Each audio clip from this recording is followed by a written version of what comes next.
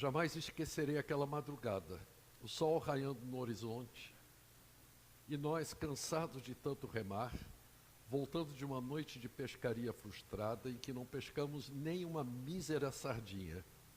E lá estava você, à beira do mar da Galileia. Quando estávamos perto da praia, você falou: joguem a rede do lado direito do barco. Acho que todos pensaram assim: por que não?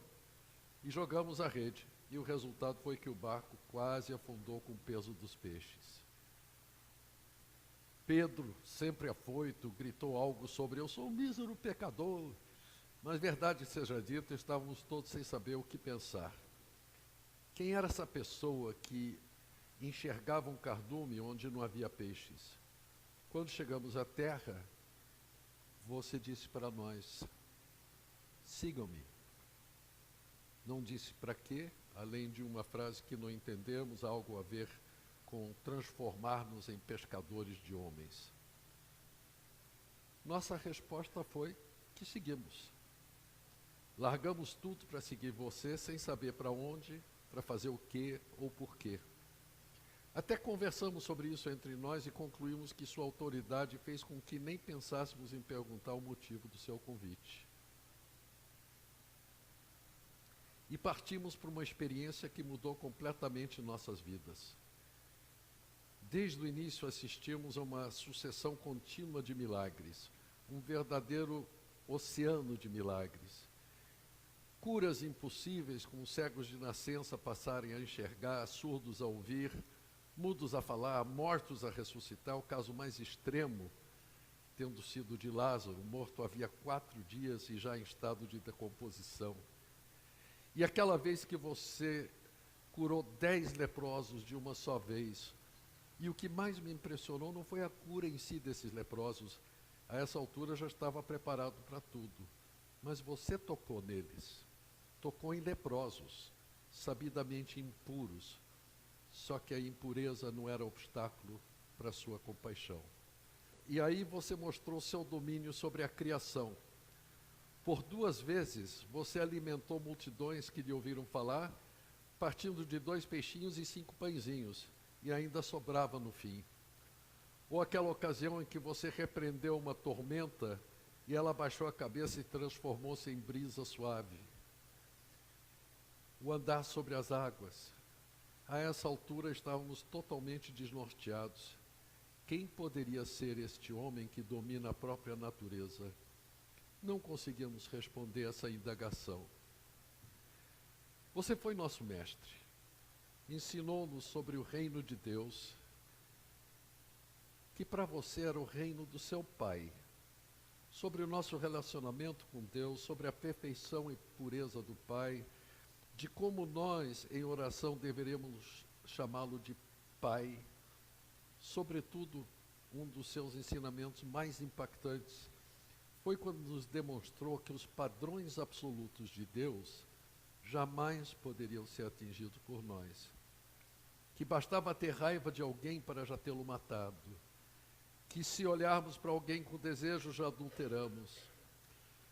Quando você falou das bem-aventuranças, você inverteu completamente não só a lógica do mundo, como destruiu a lógica da nossa religião, que conectava a espiritualidade a poder e riqueza. Você tinha uma enorme paciência, pois a regra geral era que não entendíamos nada do que você nos ensinava. Você nunca escondeu de nós que segui-lo seria o caminho para o sofrimento e a perseguição. Aliás, do seu ponto de vista, essa era a forma de sermos realmente bem-aventurados, bem-sucedidos. É claro que acreditávamos, mas desacreditando. Quantas vezes você nos pegou discutindo quem seria o maioral no seu reino? Claro, com tanto poder, você só poderia acabar sendo rei. E então você explicava que o maior de todos é aquele que mais serve. Um servo, enfim. Jamais esquecerei nossa caminhada final em direção a Jerusalém. Foi durante ela que você aprofundou suas afirmações sobre quem você era. Você dizia sem rodeios que era Deus, usava repetidas vezes a frase "eu sou", que é como o nosso Deus se definiu a Moisés. Fato que fazia com que os líderes judeus, os fariseus, ficassem furiosos a ponto de tramarem a sua morte. E quanto mais eles tramavam, mais você insistia: "Eu sou Deus". Atribuía a si mesmo a exclusividade da mediação entre o homem e Deus. "Ninguém vem ao Pai se não for por mim". E dizias: "Quem crê em mim tem a vida eterna, quem não crê já está condenado". Pelo que você ensinava, as tentativas humanas de cumprir as leis de Moisés não resultavam em vida após a morte, em esperança na certeza da salvação. O único requisito que você colocava era: creia em mim, creia naquele que me enviou. Nada mais, embora também nada menos. Jamais esquecerei essas palavras, pois abriram toda uma nova perspectiva de vida, sem medo da morte. Não, porém, que as entendêssemos quando você as proferia. Jamais esquecerei suas palavras sobre seu plano durante a caminhada para Jerusalém: morrer e ressuscitar. Para ser mais preciso, ser morto. Novamente não entendemos nada. Você estava claramente destinado a ser o nosso rei. Tínhamos jogado tudo para o alto só para segui-lo, e agora você falava, não só uma, mas 3 vezes, que iria morrer. Ficávamos profundamente deprimidos. Procurávamos argumentar consigo, demovê-lo dessa ideia, mas tudo em vão. Jamais esquecerei a festa com que você foi recebido quando chegamos em Jerusalém. Você montado numa jumentinha e o povo jogando ramos de palmeira no seu caminho, entoando Hosana ao rei. Foi lindo, mas durou pouco. O cerco dos fariseus se estreitava. Era a semana da Páscoa e fomos comer juntos, partir o pão, beber o vinho. Você conversou bastante conosco, usou palavras de consolo, falando que não ficaríamos sozinhos quando partisse, que enviaria o seu Espírito para nós e através dele estaria conosco todos os dias. E aí soltou a bomba. Um de nós ia traí-lo. Quem seria capaz de tamanho desatino? Seguimos para o Jardim das Oliveiras, onde pela primeira vez eu vi você angustiado, orando ao Pai, pedindo para não ter que cumprir a tarefa que lhe estava designada. Mas no fim de uma enorme batalha interior, suando sangue, você disse, ao mesmo tempo resoluto e aliviado: a tua vontade e não a minha. Tudo acelerou de repente. Judas, era esse o nosso companheiro que se fez traidor, chegou com soldados e você foi levado preso. Pedro ainda tentou interferir, mas você não deixou que ele prosseguisse. E nós saímos de mansinho, na maior covardia.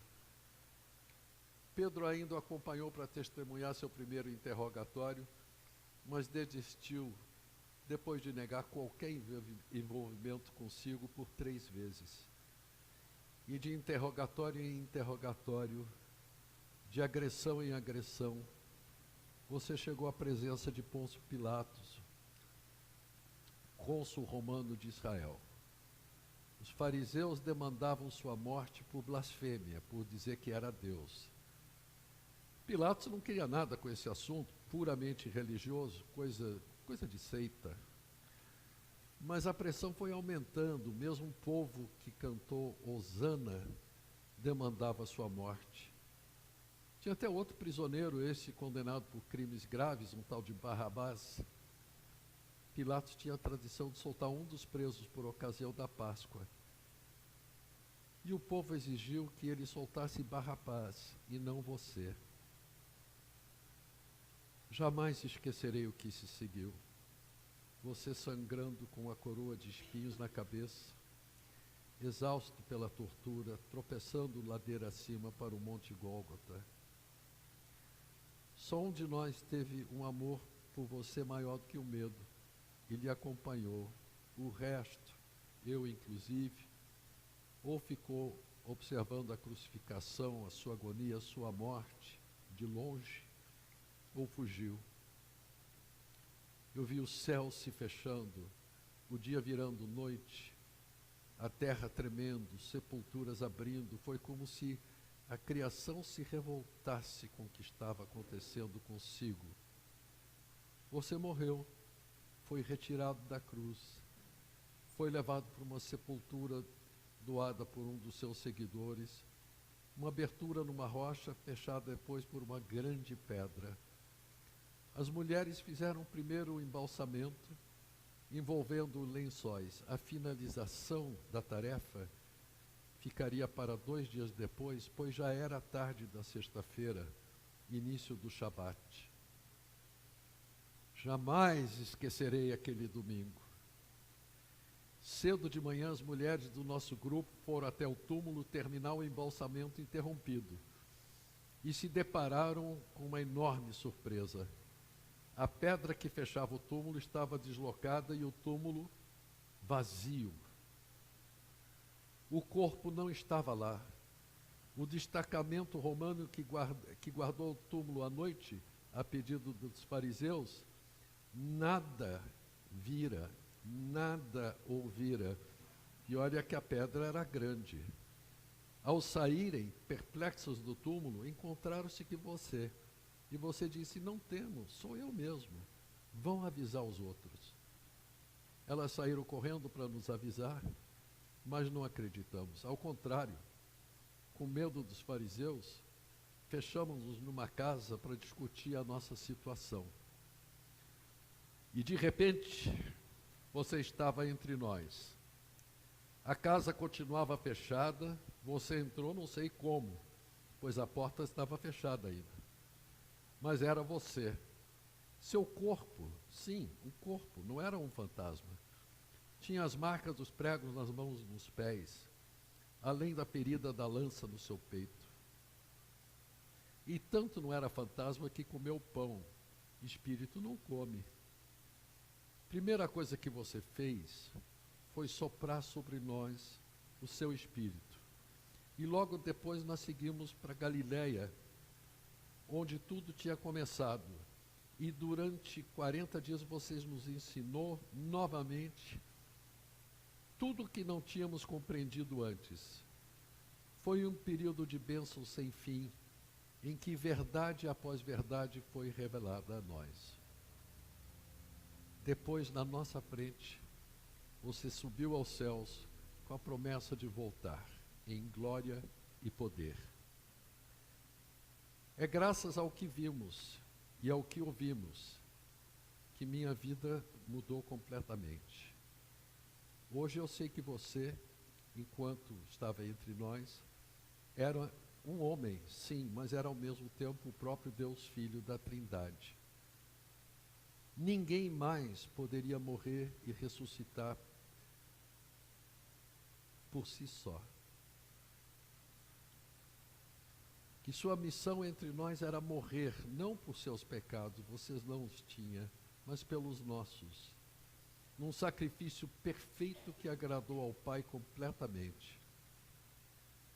E eu hoje estou livre da morte, vivendo a vida eterna, parte nesse corpo que morrerá, o resto na eternidade com você, na presença do Pai.